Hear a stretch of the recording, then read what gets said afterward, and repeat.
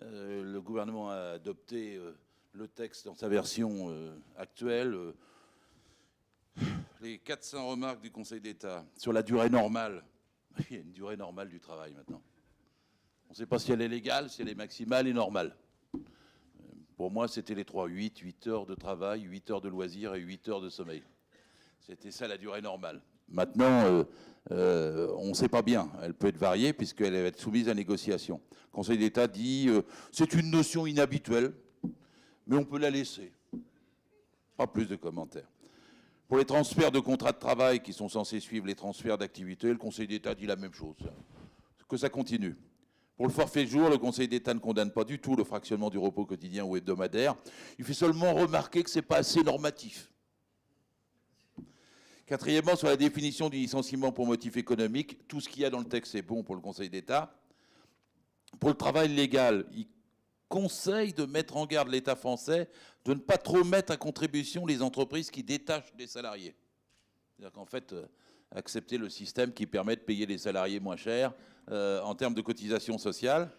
Et sur la médecine du travail, le Conseil d'État fait une remarque en disant que peut-être ça ne va pas assez loin parce qu'il y aurait nécessité de concentrer les moyens de la médecine du travail. Remarque, pourquoi ne pas limiter au grand chantier l'utilisation des garde-corps pour les échafaudages? Une façon de concentrer. C'est 5 remarques, et puis le texte est placé comme ça. Ils n'ont visiblement pas changé depuis qu'ils se sont mis d'accord avec la direction de la CFDT, de la FAGE et le MEDEF. Le MEDEF joue un rôle de comédiante, tragédiante, pour faire semblant. Mais la totalité du texte qui nous est soumis correspond au projet de Valls en septembre dernier, quand il avait dit « ce ne sera pas une réformette, ce sera une révolution ». En vérité, c'est une contre-révolution. Avec un siècle de droit du travail, et là je partage totalement tout ce qu'a dit, c'est la première fois qu'on est côte à côte et que je t'entends parler, à 100% ton intervention. Le droit du travail, c'est l'état de droit dans l'entreprise, c'est l'ordre public social, c'est les lois de la République qui l'emportent sur le marché. Normalement, le droit du travail devrait être constitutif du droit de la concurrence et non pas exclu du droit de la concurrence. Pour une raison très simple, la France est membre de l'OIT, Organisation internationale du travail. 140 pays participent. Nous militons donc, normalement, pour qu'il y ait un droit universel du travail. Pour que le droit des enfants, le droit des femmes, les durées du travail, les droits syndicaux, la protection face aux accidents, les droits à la retraite, etc., soient développés sur l'ensemble de la planète. Là, on nous propose une loi boutiquière pour que ça soit différent entre 3 rues du 3e arrondissement. C'est tout à fait contraire à l'esprit de l'Organisation internationale du travail. Et c'est comme ça que je me permets toujours de défendre le droit du travail comme un droit de la femme et de l'homme au travail. La Déclaration universelle des droits de l'homme de 48, la Charte fondamentale des droits humains européenne de 99, les conventions internationales, notamment 81 et 158 de l'OIT, définissent des droits universels. Quelle que soit la taille de l'entreprise, quel que soit le métier. Parce qu'il s'agit de protéger l'humain dans l'entreprise, et non pas l'entreprise des humains. Et donc la vérité, c'est pour ça que je remonte toujours à la catastrophe de Courrières, 1906, parce que c'est là qu'est né le Code du travail à partir de décembre 1910, parce que ce jour-là, la catastrophe de Courrières, il y a eu 1099 morts. Et le patron s'est comporté comme un salopio. Il a dit reprenez le travail tout de suite, on arrête de chercher les survivants. Il avait des arguments très simples, il disait le charbon polonais va arriver, c'est les mêmes qu'aujourd'hui. Puis après il disait si vous ne mettez pas, j'ai plus de sous, si vous ne reprenez pas le boulot, je mets la clé sous la porte. Les gens ont repris le boulot, on a trouvé 13 plus 1 survivants 14 jours après. Et la décision qui a été prise à l'époque, c'est de créer le ministère du Travail pour qu'il échappe au ministère de l'Économie. C'est-à-dire que le droit du travail s'est constitué en opposition aux exigences des entreprises de productivité, de rentabilité, en opposition. Il s'agit de protéger celui qui vend sa force de travail par rapport à celui qui l'achète. Ils ont des intérêts contradictoires. L'un cherche à la vendre le plus cher possible, l'autre à l'acheter le moins cher possible. Il y a donc des lois, des règles pour codifier cela. Et depuis 1906 et 1910, on a construit le droit du travail. Alors il est fait de lutte et de larmes, de sueur et de sang, de négociations, de grèves, d'occupations, de débats parlementaires. Mais pendant un siècle, on le construit pour que l'entreprise respecte les humains qui sont en son sein.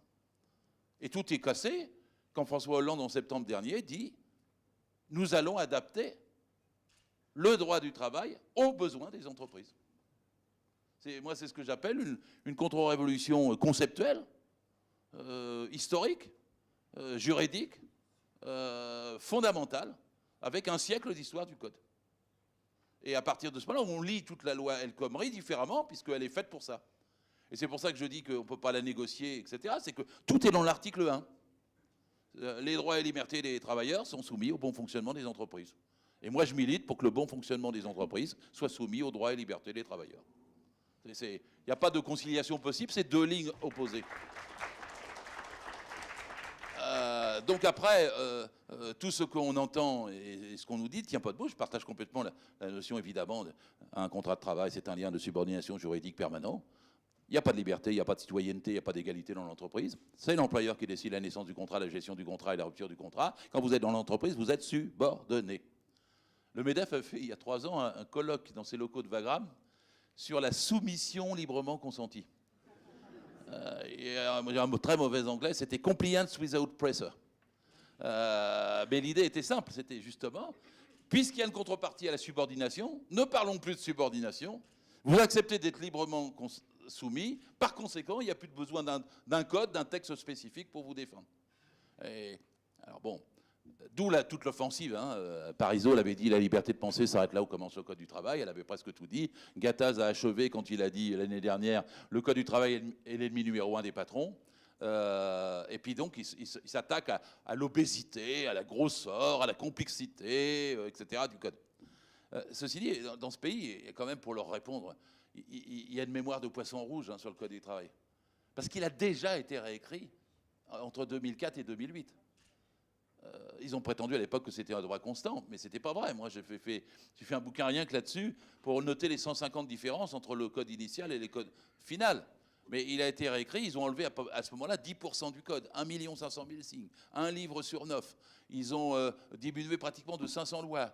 Et les lois restantes, ils les ont redécoupées en 3 850 lois, en les renumérotant à 4 chiffres, alinéa par alinéa, ce qui donne l'impression qu'il y en a plus alors qu'il y en avait moins. Et à l'époque, quand ils ont fait ça entre décembre 2004 et le 1er mai 2008, ils ont crié victoire.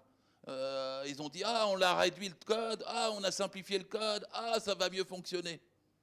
Et le gars qui a fait ça s'appelle Jean-Denis Combrexel, à l'époque, et c'est le même qu'ils ont renommé pour réécrire le code jusqu'en 2018, avec une variante, c'est que le gars maintenant est au Conseil d'État, il préside la Chambre sociale, qui est chargée de donner les avis sur les lois et écrits qu'il a auparavant contribué à faire. Il n'y a aucune chance que le Conseil d'État s'oppose à ce que Combrexel a fait, quand c'est lui qui donne la réponse pour apprécier les résultats de ce qu'il a fait. La boucle est bouclée.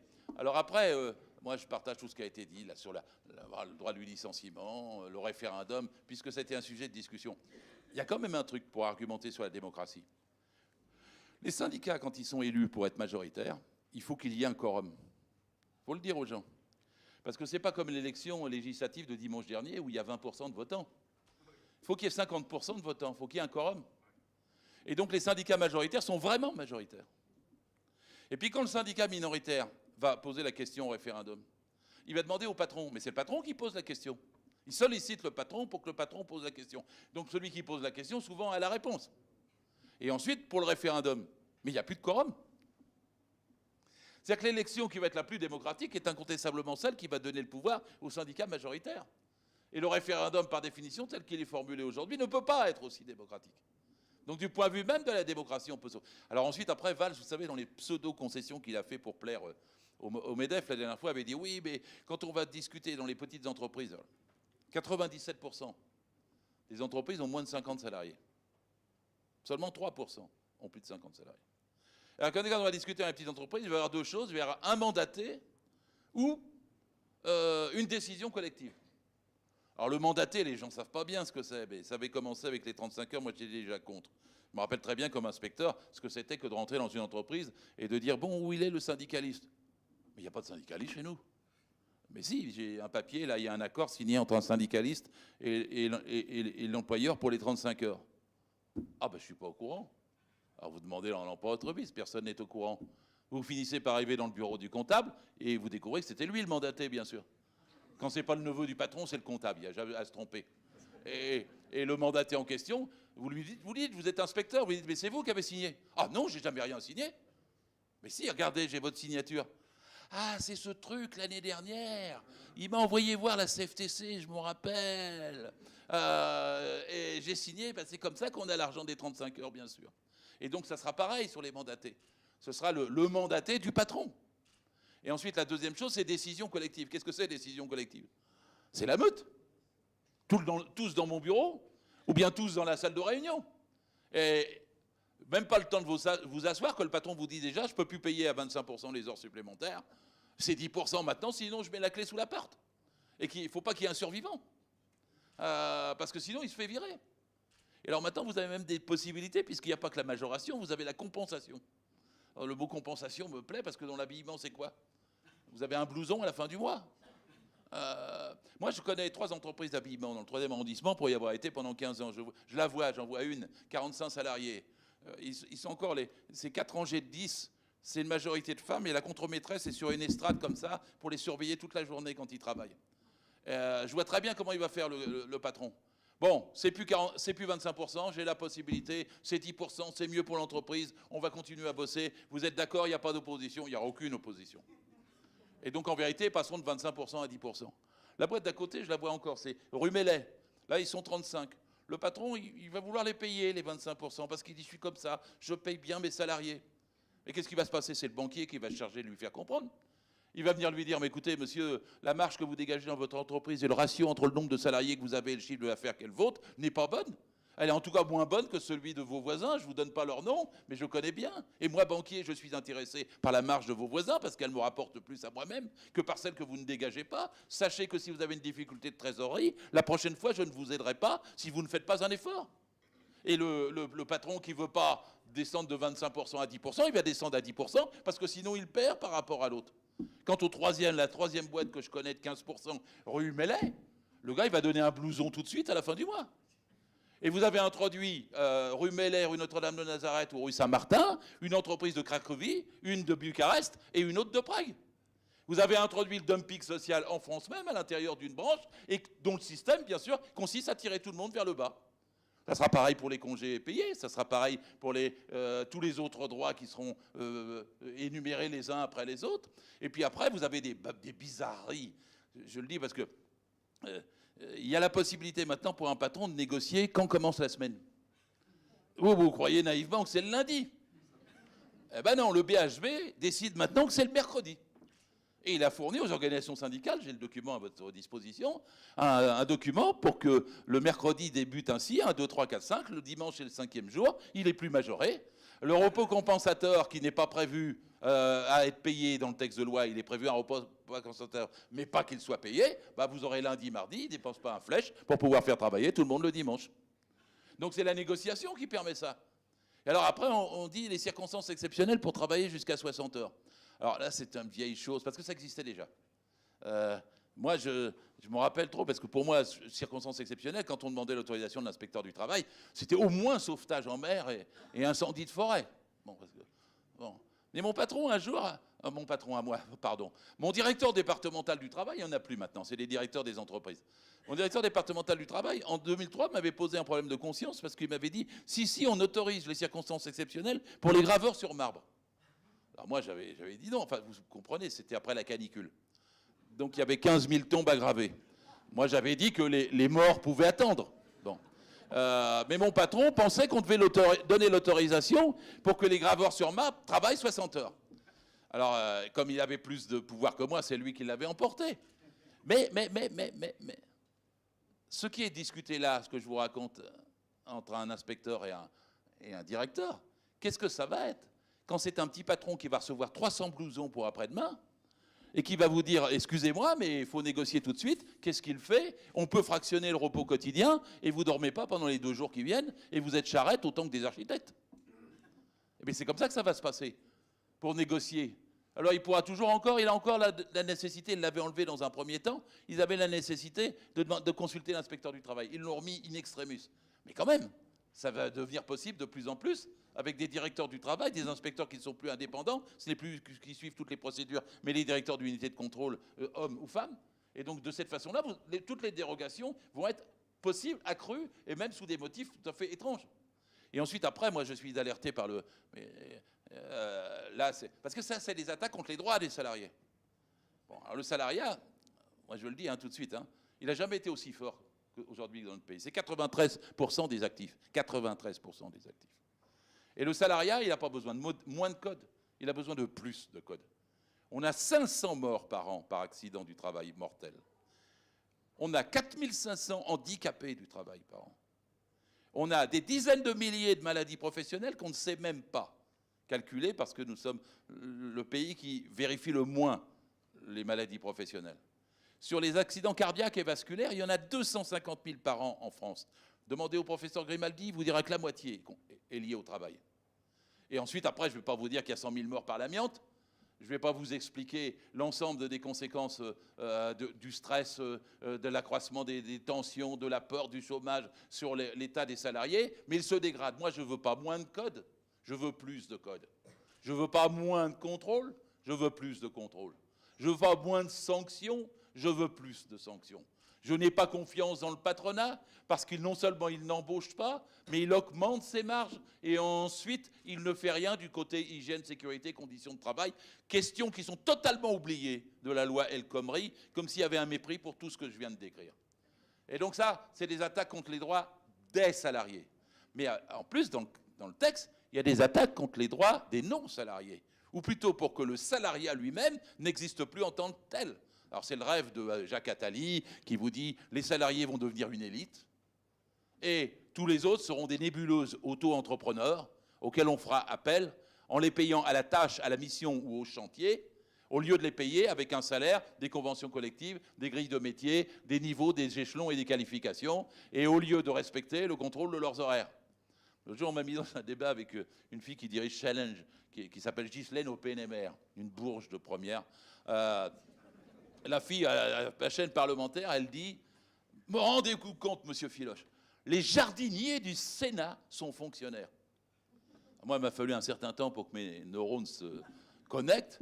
Et la fille était en train de me dire que c'était absolument anormal qu'ils ne soient pas des auto-entrepreneurs auxquels on fasse appel pour les feuilles au printemps et les feuilles en automne, et qu'entre-temps, ils se démerdent. Et qui n'avaient pas besoin d'avoir un statut, ce qui correspond pleinement à l'esprit de Macron, qui dit « je suis pour une société sans statut ». Ni statut code du travail, ni statut fonction publique. Et donc, par conséquent, la relation qui peut se substituer au contrat de travail devient une relation commerciale. Elle devient une relation ponctuelle, qui échappe alors totalement à tous les droits. Et c'est ça que vous avez avec les fameux voitures tourisme avec chauffeur, dont je raconte toujours mon expérience personnelle, parce qu'au sortir de BFM, je ne serais pas venu de monter dans un VTC, mais le jeune VTC que j'avais, 25 ans, à 23h30, je lui demande combien d'heures il travaille de la journée, il me dit « ça fait 20 heures aujourd'hui ». Je lui dis « mais combien dans la semaine ?» Il me dit « 110, 120 heures ». Je lui dis « mais vous arrivez à vous en sortir ?» Il me dit « oui, ma mère m'a cousu 2 couvertures pour que je puisse dormir dans la voiture ». Je lui dis « mais la santé ?» Il me dit « j'ai un peu un ulcère ». Puis je lui dis « mais la vie ?» Il me dit « ma copine m'a quitté ». Je lui dis « mais alors vous gagnez quand même beaucoup d'argent ?» Ah, il me dit « ah non, parce que j'ai eu un accident de tôle il y a 3 semaines, et donc j'ai payé 1 600 € pour faire réparer la voiture. » Bah, je dis « vous avez demandé à Uber ?» Bah, il me dit « oui, j'ai demandé par lettre recommandée. » Mais ils m'ont dit que c'était mon problème, que ça ne les regardait pas, puisque Uber commande la course, et que c'est le chauffeur qui, dans une relation commerciale, paye les 25% sur la course qui lui a été commandée, et qu'il n'y a pas d'autre rapport et pas de bulletin de paye. Donc Hubert lui dit ça, je dis « mais vous avez insisté ?» Il me dit « oui, j'ai fait 2 lettres commandées, mais ils m'ont menacé de ne plus me donner de course si j'insistais. » Ben, je dis « mais alors, vous payez quand même quelques cotisations sociales ?» Et le gars il me dit « ah ben non, pas en ce moment. » Ben, je dis « vos retraites, votre maladie ?» Ben, il me dit « non, je rembourse mes 1 600 € pour l'accident de tôle que j'ai eu. » Ben, je dis « vous restez combien à la fin du mois ?» Il me dit « oh, ce mois-là, 1000, 1200 pour 120 heures par semaine, sans contrat de travail. » Sans aucune garantie, assurance, ancienneté, maladie, rien. Donc là, vous avez l'indépendant qu'ils essaient de substituer aux salariés. Sauf que, dans l'histoire de France, heureusement pour nous, les indépendants, ils étaient 45% en 1945, ils ne sont plus que 7%. Les salariés, ils étaient 55% en 1945, ils sont 93%. Alors quand vous lisez le Figaro, les Échos, ou l'Opinion, qui est pas mal, tous les jours, il y a la fin du salariat, point d'interrogation. Alors je vous rassure, ils n'y arriveront pas. C'est à contre-courant. Même en Californie, Uber est condamné. Même en Californie, les sous-traitants de McDonald's sont alignés sur la maison mère de McDonald's. Il n'y a qu'ici qu'on a Macron, Valls, etc., qui essayent à contre-courant du monde entier de nous ramener au Bangladesh. Mais franchement, comment faire du point de vue de nous ramener, oui, de 93, 92, 91%, ils peuvent faire baisser un peu le salariat. Mais l'Organisation internationale du travail fait remarquer que sur la planète entière, c'est le salariat qui gagne. Parce qu'on a 1 milliard de salariés de plus dans les 30 dernières années au détriment de l'économie informelle, tout pays confondu. Le capitalisme ne peut pas fonctionner sans salariat. Quand il vous intoxique et nous intoxique sur la précarité, il faut quand même garder les yeux ouverts. En France, on a 85% des contrats qui sont des CDI. Ah oui, mais 85% des jeunes sont embauchés en CDD. Oui, mais en flux, pas en stock. Parce qu'entre 29 ans et 54 ans, 95% en France des contrats sont des CDI. Ils ont besoin de nous intoxiquer, nous CDI, pour dire vous en avez de la chance. Parce qu'il y en a les autres qui ne le ont pas. Mais enfin, le pourcentage de CDD, de CDI, de précaires est trop énorme. Il a doublé dans les 20 dernières années, mais il n'est encore que de 15 à 18%. Permettez-moi l'expression, il n'est encore que. Le contrat, le CDI est la norme. Alors, quand ils veulent l'attaquer dans le titre de projet de loi, dont je signale qu'il est soi-disant pour nous protéger de la précarité pour les actifs. Le mot actif est fait là pour mélanger l'indépendant et le salarié, sur le même plan. Hein. Mais nous protéger de la précarité, c'est en fait pour l'augmenter. C'est-à-dire attaquer, saper l'idée que le CDI est majoritaire. Et nous disons, vous allez faire 3 métiers dans votre vie. C'est même pas vrai. Le CDI s'allonge depuis 30 ans. On reste plus longtemps dans les boîtes. Il est passé de 9 ans et demi en moyenne à 11 ans et demi en moyenne. Parce que ce qui marche dans une économie, c'est les salariés stables, bien formés, bien payés, bien traités. Les flexibles, ça ne marche pas. Ça produit moins, ce n'est pas leur faute. Les flexibles, ça a moins d'intérêt dans les sociétés, dans les entreprises. Il faut des gens stables, qualifiés, polyvalents pour que ça marche. On me dirait pourquoi ce que je décris est si contraire à ce qu'on vous dit tous les matins dans les radios. Parce que tout ce qu'on dit tous les matins dans les radios, c'est de la propagande. C'est pour vous faire croire qu'effectivement, vous avez la tête sur le bio du CDD. Alors que le CDI reste majoritaire et nécessaire et s'allonge. Alexis Tsipras n'a pas été mal l'autre jour quand il est venu à Paris et qu'il a dit la loi El Khomri, c'est vouloir proposer le Bangladesh à la France. Mais c'est ça. Mais ils le font avec... C'est toute l'intoxication sur la mondialisation, sur etc., etc., etc. Alors que nous avons ici tous les moyens pour pouvoir avoir un bon code de travail, pour pouvoir avoir de bons boulots, pour pouvoir avoir de bons salaires, pour pouvoir avoir de bonnes protections. Et pour ça, il faut un bon code. Il faut le renforcer, pas l'affaiblir. Il n'est pas assez gros. Il faut avoir plus de détails dedans. Il faut mettre encore plus de défense pour les échafaudages. Il faut encore mettre plus de contrôle pour les heures supplémentaires. Moi, je suis pour que les heures supplémentaires, elles soient majorées dès la première heure, de façon à ce qu'elles soient plus coûteuses que l'embauche. C'est-à-dire, elles sont à 25. Si vous me donnez le pouvoir, je les mets à 50. Immédiatement, de façon à ce que... et je fais qu'on soit contrôlé. Parce que probablement en France, aujourd'hui, il y a 1 milliard d'heures supplémentaires. Je peux vous expliquer en gros pourquoi. Non payées, non majorées, non déclarées. C'est l'équivalent de 600 000 emplois. Donc le vrai recherche pour faire de l'emploi, c'est pas moins de droits, c'est plus de droits. C'est pas moins de contrôle, c'est plus de contrôle. C'est la règle qui crée l'emploi. C'est le droit du travail qui crée du droit au travail. C'est une société organisée qui permet de diminuer la durée du travail. On dit, ah non, il ne peut pas y avoir de partage du travail, ils disent la droite, et puis Valls et compagnie. Mais le travail est toujours partagé. Toujours. Dans toute société. Toute société. Et il y a 2 façons de le partager. Sauvagement. À la Mad Max. C'est ce qu'on vit aujourd'hui. 6 millions de chômeurs et 6 millions de personnes qui travaillent 45, 50 heures ou 60 heures. Ça, c'est une forme de partage du travail. Et nous, ce que nous voulons, c'est une forme de partage du travail civilisé.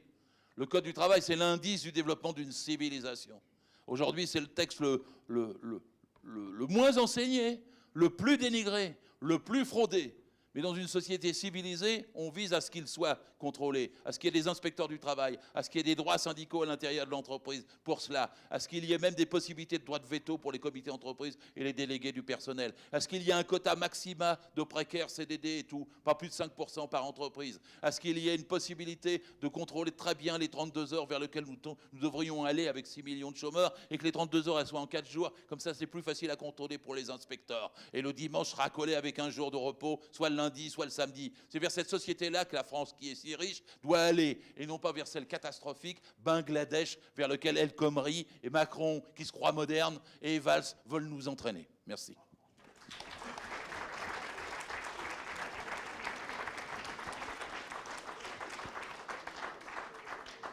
Alors, Juste une petite question pour revenir sur un thème qui a été abordé. J'aimerais bien avoir votre opinion là-dessus. Avant de passer dans 3 minutes, hein, la parole à la salle. Le dumping, ce dumping social qui veut être organisé par ce projet de loi, il va percuter nécessairement, vous l'avez évoqué, il va percuter la vie même des PME. Est-ce qu'il n'y a pas une volonté de mettre en place, donc là c'est pas vraiment le point de vue salarial direct, mais de mettre en place un dispositif qui permettrait, dans le cas par exemple d'une ouverture future d'une frontière à un nouvel espace de commerce libéralisé, de faire pénétrer le marché français, le système productif français, par des entreprises qui auront les moyens de procéder à des concentrations massives et à détruire la PME française. En France, il y a déjà des concentrations massives.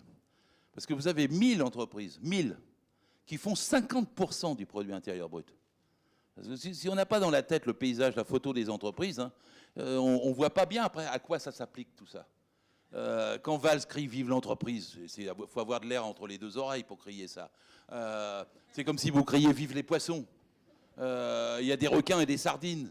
Vous avez 1000 entreprises qui décident de tout, et 1 million d'entreprises de moins de 10 qui décident de rien.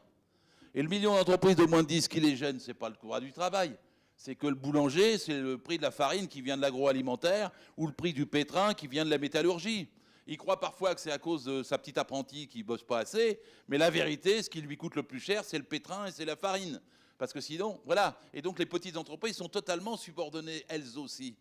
Et ça descend, comment dire, 80% des PME, PMI ou ETI sont sous-traitantes. Et 50% d'entre elles n'ont qu'un sous-traitant. Ce qui fait qu'en vérité, l'organisation de la pyramide des entreprises en France, elle touche totalement le milieu. Quand vous donnez un crédit impôt compétitivité aux PME, ça remonte. Dans le marché suivant, ils disent « t'as reçu de l'argent de l'État, je reprends ». Macron, il fait semblant de dire que la société ruisselle. C'est-à-dire si on donne de l'argent en haut, ça finit par redescendre. Vous êtes comme la pyramide des verres de champagne que vous mettez, puis à la fin, en bas, vous avez une petite goutte dans votre verre. Mais c'est pas comme ça que ça marche. Ça ruisselle pas, ça siphonne. Il pompe, il pompe, il pompe, il pompe, il pompe. C'est des shadocks en haut. Et donc, la vérité, c'est que pour pomper, ils ont besoin de moins de règles possibles. Il faut lever tous les obstacles. Il faut lever tous les trucs de comité d'entreprise, de délégués du personnel, de tout ça. Et c'est pour ça que pour eux, souvent, l'entreprise small is beautiful. La start-up est l'idéal, surtout si elle est moins de 10. Mais au fur et à mesure, on est bien obligé de se rendre compte que les 1000 entreprises font travailler autant de salariés que le million d'entreprises de moins de 10. Et à partir de ce moment-là, on a tous les clés en main pour comprendre comment ça se passe. Parce qu'il faut de la règle pour protéger les petites. Moi, je dirais par exemple qu'il faut introduire des lois essentielles, fondamentales sur la question de la sous-traitance. Parce que si vous dites que le donneur d'ordre est responsable de tout ce qui se passe sous ses ordres, pénalement, financièrement, économiquement, juridiquement, alors c'est Bouygues qui va en tôle quand on trouve un clandestin sur un de ses chantiers. Tandis que maintenant, il fait venir des clandestins sous le titre de travailleurs détachés, il ne les paye même pas au même titre que les travailleurs français sur notre propre sol, il fait ses marges énormes et c'est même pas lui. C'est les sous-traitants de deuxième rang, les sous-traitants de premier rang, la boîte d'intérim, etc., qui est interface. Donc, vous réglez ça, vous réglez aussi, vous dites que toute entreprise utilisatrice, intervenante, doit être alignée en termes de convention collective sur l'entreprise utilisatrice. Parce qu'à ce moment-là, la main-d'œuvre, ce n'est plus une spéculation sur la main-d'œuvre, la sous-traitance. Ça devient ce qu'était la sous-traitance à l'origine. C'est-à-dire une capacité technologique d'une entreprise qui apporte quelque chose que l'autre entreprise ne sait pas faire. Ça, c'était l'origine de la sous-traitance. Mais maintenant, ce n'est pas devenu ça du tout. C'est une sous-traitance de main-d'œuvre pour échapper aux effectifs, pour échapper au contrôle, pour échapper aux lois. Et donc, il faut réguler cette sous-traitance. C'est fondamental pour pouvoir avancer. Et la troisième chose, c'est de faire une loi qui permette de reconnaître les unités économiques et sociales au lieu de les éclater, comme ils viennent de faire, en disant que c'est au niveau du périmètre de la société française qu'on juge tout. Alors là, c'est terrible quand Valls se moque de nous, mais moi j'en étais comme tout le monde, tous ceux qui, quand il dit, attendez, que tu vas dans une multinationale, il va y avoir un plan social et des licenciements, on va nommer un juge qui va pouvoir regarder si la multinationale n'a pas triché. Enfin, le pauvre juge. J'imagine le temps qu'il va mettre, d'autant que ça ne servira à rien, puisqu'entre-temps, les salariés auront été licenciés. Et la question se réglait le 17 décembre dernier, quand au Parlement, le groupe parlementaire socialiste, enhardi en une nuit, avait dit on va exiger la transparence des budgets de toutes les multinationales françaises. Il y en a 58. Immédiatement, Christian Eckert est arrivé, ministre du Budget, il a dit arrêtez, ne faites pas ça, annulez votre amendement. Mais si on veut de la transparence, c'est comme ça. Si on veut véritablement lutter contre les licenciements abusifs, c'est comme ça. Alors, un petit mot aussi.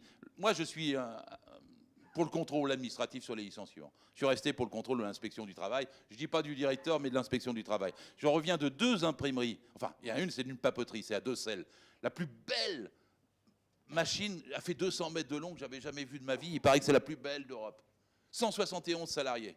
Le financier finlandais, pour des raisons inconnues, a décidé de la fermer et de faire la même chose en Malaisie. Bon, s'il y avait un contrôle administratif sur les licenciements, parce que cette histoire-là remonte à janvier 2015, s'il y avait un contrôle administratif, on dit non, vous n'avez pas le droit de licencier. Vous faites de l'argent, vous avez des bénéfices, la machine est belle, les produits s'écoulent, etc. Votre humeur de financier finlandais, on s'en fout. Le gars, il est obligé de se plier, et personne ne nous interdira, nulle part en Europe, de le faire, au fait qu'on ne lui permet pas de licencier. Donc, il faut qu'il paye les salaires. 1 mois, 2 mois, 3 mois, 4 mois, 5 mois, 6 mois, 7 mois, 8 mois, mais il négocie. Et là, les salariés ont essayé de faire une scope. Au début, le financier a dit « Oh, je m'en fous, prenez là la machine pour 1 euro ». Mais c'est quand même ravisé. Quand la scope a été finalisée, il a dit « Non, c'est 12 millions d'euros ». Donc, ils n'ont pas pu le faire. Donc les procédures juridiques sont allées jusqu'à terme. La semaine dernière, tout est fermé, tout est bouclé. Ils vont arriver, ils vont démonter la machine, elle va passer à la casse, etc. Non seulement l'emploi, la machine, la technicité, toutes nos industries partent comme ça. Et si vous dites non, non, il faut l'autorisation de l'inspection du travail, là, ça fait 18 mois qu'il doit payer les 171 salariés, il nous la donne pour 1 euro, la machine. Je vous jure que oui.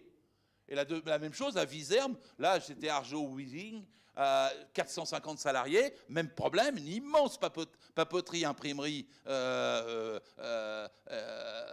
elle est fermée depuis juin de l'année dernière. Il l'occupe depuis juin de l'année dernière. Macron dit je ne peux rien faire, on est en plein libéralisme, n'est-ce pas? Ce sont les financiers qui décident. Et quand les financiers décident, eh ben, ils vont décider bientôt de la fermer. Pour l'instant, les salariés sont barricadés dans leur usine, ils ont tout fermé les portes, ils ont tout soudé pour empêcher qu'on emmène le matériel. Mais c'est le même problème. Si vous dites vous n'avez pas le droit de licencier, c'est-à-dire si vous contrôlez les licenciements, au lieu de les faciliter, eh bien vous gardez l'entreprise et vous pouvez la relancer sous une autre forme. Donc en vérité, quand vous facilitez les licenciements, à quoi ça sert? À faciliter les licenciements. À rien d'autre. Et donc la vérité qu'il faut faire, c'est le contraire exact d'El Khomri, de Valls, de Macron et d'Hollande. Il faut contrôler les licenciements. Il faut que l'État, la puissance publique se donne les moyens de le faire. Et c'est le seul moyen de chantage qu'on ait, parce que sinon le Conseil constitutionnel va nous redire, comme dans l'arrêt, ne paralysez pas la liberté d'entreprendre. On ne paralyse pas la liberté d'entreprendre, on les empêche seulement de ne plus entreprendre. On les empêche seulement de licencier. Exactement la voie adverse de celle qu'il y a. Et c'est ça qui s'appelle protéger les humains de l'entreprise et non pas soumettre les humains au fonctionnement de l'entreprise. C'est ça qui s'appelle un espoir social, une possibilité de reconstruire l'économie, l'industrie, etc. Et non pas de se plier aux desiderata des patrons et d'enlever toutes les règles pour qu'ils siphonnent. Merci.